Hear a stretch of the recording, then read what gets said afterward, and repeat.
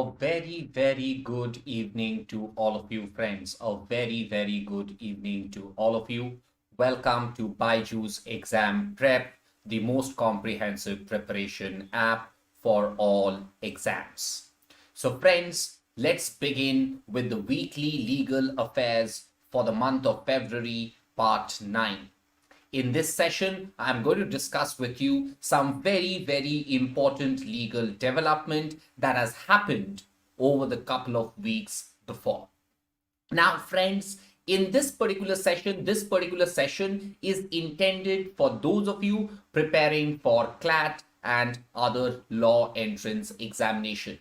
Now, insofar as CLAT is concerned, the kind of questions that are generally asked are passage-based questions. Now, to answer a passage-based question, a candidate is required to read a particular passage. Now, these passages are based on the legal developments that have taken place in India and across the world. Now, these sessions are intended to help a candidate in understanding the legal development, what has happened insofar as the last few days of the development in law is concerned. So guys, let's get started. But before that, BYJU'S Exam Prep brings to you a scholarship test. This scholarship test is scheduled on 19th of Feb at 11 a.m.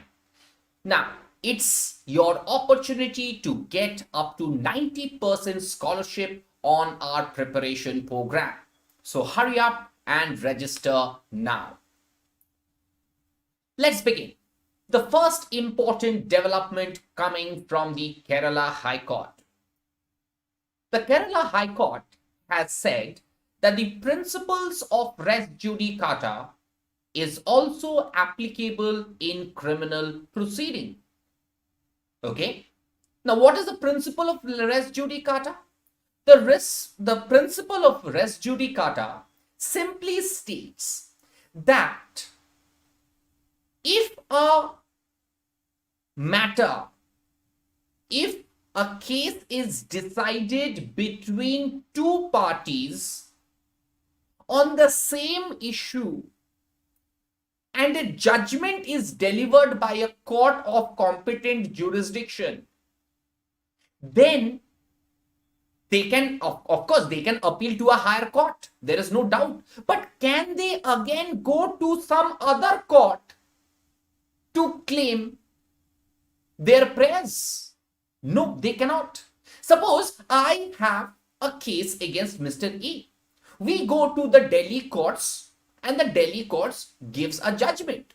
Of course, I can appeal before a higher court. There is no doubt about it. But the question is, can we go to some other court? Can we go to some other court, suppose Uttar Pradesh court, and claim for the same prayer? Now, in this case, the Kerala High Court relied on a Supreme Court judgment and said, what did it say? Let's see. It said that, therefore, the law is well settled that the principles of res judicata and constructive res judicata is squarely applicable, would squarely apply to criminal proceeding as well. And it is equally settled that where a person who is convicted or acquitted not to be tried for the same offense, since the said trial is barred under section 300 of CRPC. Further, the same is also covered and prohibited under the principle of double jeopardy under the Constitution. The constitutional provision relating to double jeopardy also says that no person should be tried twice for the same offense. So similarly, the Kerala High Court in this particular matter held that where in a criminal case a person is either convicted or acquitted, he cannot be tried again for the same offense. Of course, if you are aggrieved with a judgment, you can appeal to a higher court.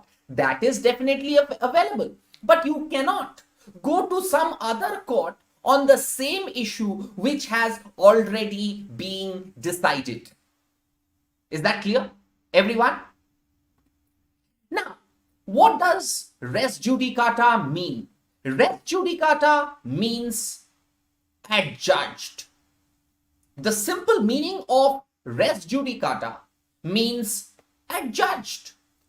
The issue before a court, an issue before a court which has already been decided by another court between the same parties. Court will dismiss the case as it has been decided by another court. Now, this principle of res judicata is applicable to both civil and criminal cases. No suit which has been directly or indirectly tried in a former suit can be tried again. Now, suppose a case is settled. There was a case, it has been settled by a particular court. Can you again try that man between the same parties on the same subject matter in some other court? The answer is no. You cannot. You just cannot do that. Is that clear to everyone? Okay. Now let's understand the concept of double jeopardy as stated under the provision of Article 20 subclause 2 of the Indian Constitution. 20 subclause 2 of the Indian Constitution says no individual shall be arrested and punished for the same offense more than once. So, if a person is either acquitted or convicted for a particular offense, he cannot be tried again. Of course, there is a course of appeal. You can appeal to a higher court, but you cannot go to some other court and try that man again and again. Have I made myself clear to each and every one of you? Have I made myself clear? All of you. Okay? Is that clear? Okay. Brilliant. Brilliant. I hope that you guys are understanding this concept of double jeopardy and the concept of res judicata. Moving on to the next important judgment coming from the Delhi High Court.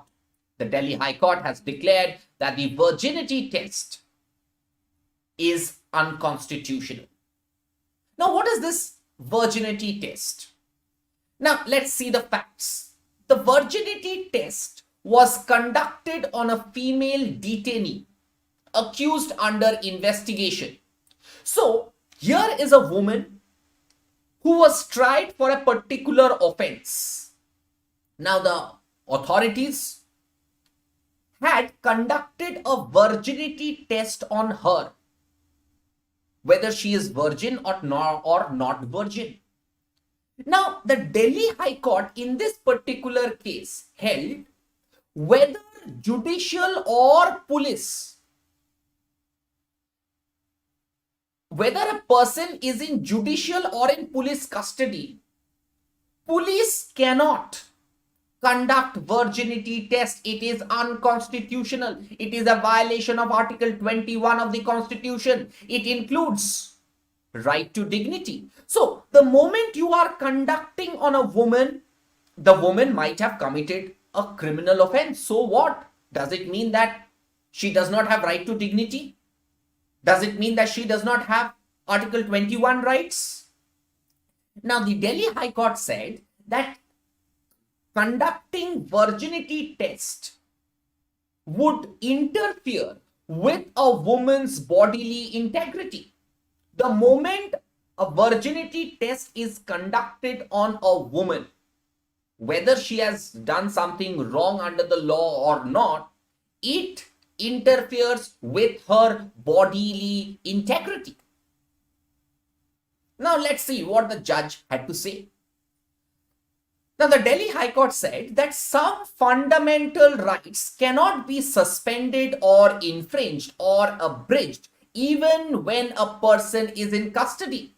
Right to dignity is one such fundamental right which falls within the ambit of Article 21. Article 21 writes right to your life, right to liberty also includes your right to dignity. So these are certain fundamental rights which cannot be violated even when a person is in custody. Strangely, though the word virginity may not have a definite scientific or medical definition, it has become a mark of purity of a woman. The intrusive test procedure, as has been held in several judgments of the Honorable Top Court, that is the Supreme Court, does not have a medical standing. That means conducting virginity test on an individual, whether she has committed a criminal offense or not, violates her right to bodily integrity, right to life, and right to human dignity. The court said that fundamental rights occupy a place of pride in the Indian Constitution. Article 21 provides, no person shall be deprived of his life or personal liberty except according to procedure established by law. Personal liberty, thus, is a sacred and cherished right under the Constitution. The expression life of personal liberty has been held to include right to live with human dignity, and thus it would also include within itself a guarantee against torture, assault by the states or its functionaries. So, right to life cannot only mean right to live, it means right to live with human dignity. Every one of us, under the Indian Constitution, is provided with this very cherished right under the Indian Constitution, which deals with right to life. Now, right to life also includes right to personal liberty, which includes right to human dignity. So, you have a right not to be tortured, not to be assaulted by the state or its functionaries. Am I clear? Each and every one of you? Is that clear to everyone? Okay? Is that clear? Okay. Now, the Delhi High Court further states that a prisoner, be it a convict or an under trial or a detainee, does not cease to be a human being. Now, just because a person is in prison or in jail or under trial or a convict does not mean that he is not a human being. Even when a person is lodged in a jail, he continues to enjoy all the fundamental rights, including right to life. On being convicted of a crime and deprived of his liberty in accordance with the procedure established by law, prisoners still remain the residue of the fundamental rights. That means Article 21 says every individual, every citizen has a right to life. And right to life can only be taken away by a procedure established by law. Now, if you commit a crime, by the procedure that is established by law, your liberty can be taken away. The right to dignity of an accused does not dry out with the judge's ink. Rather, it subsists well beyond the prison gates and operates until his last breath. Now, here, the Delhi High Court has made a very substantial statement by saying that, the right to dignity, right to live in a dignified manner exists everywhere, whether a person is inside the prison or outside the prison gate. Every man has a right to dignity until his last breath. Till the man dies, he has a right to have a dignified life. Is that clear? Every one of you. I hope you are understanding this very important judgment. Before we move on, BYJU'S Exam Prep brings to you a CLAT 2024 comprehensive course, wherein we shall be providing you with 300 plus recorded videos across 5 sections, 300 plus hours of live classes, 35 mock tests for CLAT and other law exam, along with video solutions, monthly e-magazine on current affairs, and the content is based on our analysis of the last 5 years of CLAT question paper. Okay, moving on. Let's come to another important judgment coming from the Meghalaya High Court. Now, Meghalaya is a very rich state. And you might say, what? Yes, it has a lot of minerals. Now, there has been illegal coal extraction and transportation of coal in Meghalaya. Now, over the last couple of years, we have seen that the mineral-rich states like Jharkhand, Odisha, Meghalaya, Manipur, Arunachal Pradesh, Tripura, these are all mineral-rich states. They have a lot of mineral deposit under the soil. Now, Meghalaya has a huge amount of coal reserve. Let's see, how has the Meghalaya High Court tried to curb its illegal coal extraction and transportation? The High Court said that 13 lakh metric tons of coal has been found in deposit, which is over and in excess of the previously mined coal. Such 13 lakh metric ton of coal together with the several tens and lakhs of illegal mined coal have been transported out of the state, which shows absolutely nothing has been done by the state in pursuance to the orders of the National Green Tribunal and the Supreme Court of India.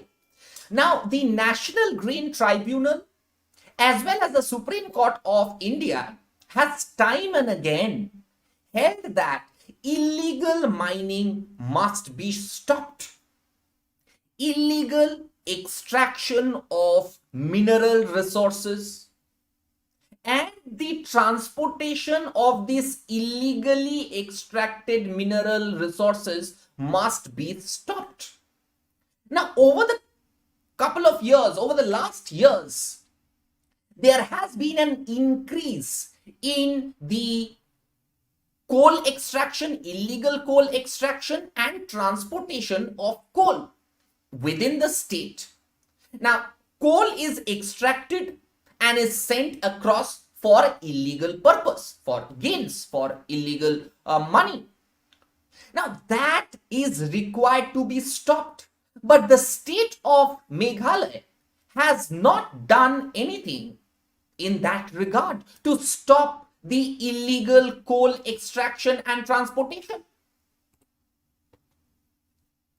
Despite high officials of the state, including the chief secretary, being summoned by the court and a contempt notice being issued against the superintendent of police in the East Jantia Hills by the previous orders in the matter, the illegal mining and illegal transportation of coal continues unabated and even have increased in vigor of this election season. Now it's election season in Manipur. So the court said that despite number of orders by the High Court relating to stopping this illegal mining and transportation of coal in the state of Manipur, nothing has happened. The High Court had issued contempt notice to the superintendent of police. It had summoned the chief secretary, but nothing was done. That means it shows utter regard to the orders of the court. That means the orders of the courts were never followed. It is a violation of the court's order. The court had on number of occasions, had asked the state authorities to stop the illegal mining. Nothing was done. Astonishing facts. Now, the court said that the state admitted that it had discovered 57 illegal coke plant. How to convert that mineral into coal. Operating in a particular district. There could have been no mushrooming or even functioning of any coke plant unless it had access to illegally extracted coals. Now, they found machines, coke machines. You know what is a coke machine? It's a machine which is used to convert that mineral coal into the final product. Now, in one particular district, 75 illegal coke plants have been operating. They have been mushrooming, but no action was taken by the state. They were illegally transporting coke, that is coal. It is upon each discovery of illegal activities being made by this court that the state responded by assuring that the steps would be taken to dismantle the illegal machinery. The state government assured the court that they are going to do something to dismantle this illegal thing that is going on. But the illegal activity mushrooms somewhere else, and the state awaits the orders of the court. Before undertaking the job, the work that the state itself is obliged to take up. Now, the state government says that we are wanting orders of the court. Unless and until we get an order of the court, we cannot curb on illegal mining. Why do you need such an order? You do not require such an order. That is for the state government to stop illegal mining under the various orders of the Supreme Court and the orders of the National Green Tribunal.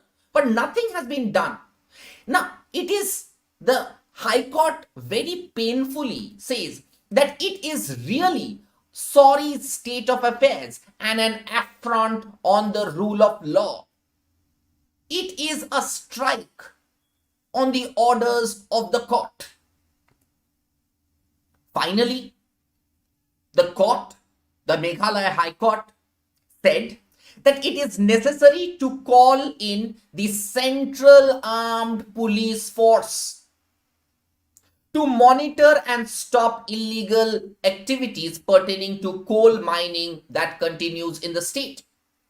Either the CISF, Central Industrial Security Force, or the CRP, Central Reserve Police Force, is to completely take over the policing of illegal coal mining activities, including the transportation thereof from the state machinery. Now, the court says that we do not believe in the police. Simply put, the court says that we do not believe in the state, we do not believe in the police, we want the Central Armed Police Forces, either the CISF or the CRPF. CRPF or the CISF force will completely take over the policing of these illegal coal mining activity that is happening in the state from the police. It's a big slap on the state machinery. Is that clear? Every one of you? Are you guys understanding? What did the court do? The court has simply directed the Central Industrial Security Force and the Central Reserve Police Force to take over the policing of this illegal coal mining that is taking place. BYJU'S Exam Prep brings to you a scholarship test. Get up to 90% scholarship on our preparation program. This scholarship test is on 19th of Feb at 11 a.m. Hurry up and register now. Moving on. The Supreme Court of India has referred excommunication of Dawoodi Bohra community to the 9-judge bench. Now, what is this case all about? Now, the Dawoodi Bohra is a sect of the Shia Muslims whose supreme leader is empowered to excommunicate or expel a member. Thereby, that person who is expelled is denied all access to the community mosque, burial grounds, and other facilities. Now, the question is, now, Dawoodi Bohra community is a sect in the Shia Muslims. Now, under this Dawoodi Bohra community rules, the supreme leader of this Dawoodi Bohra community is empowered to expel a member, denying him access to the mosque, burial grounds, and other facility.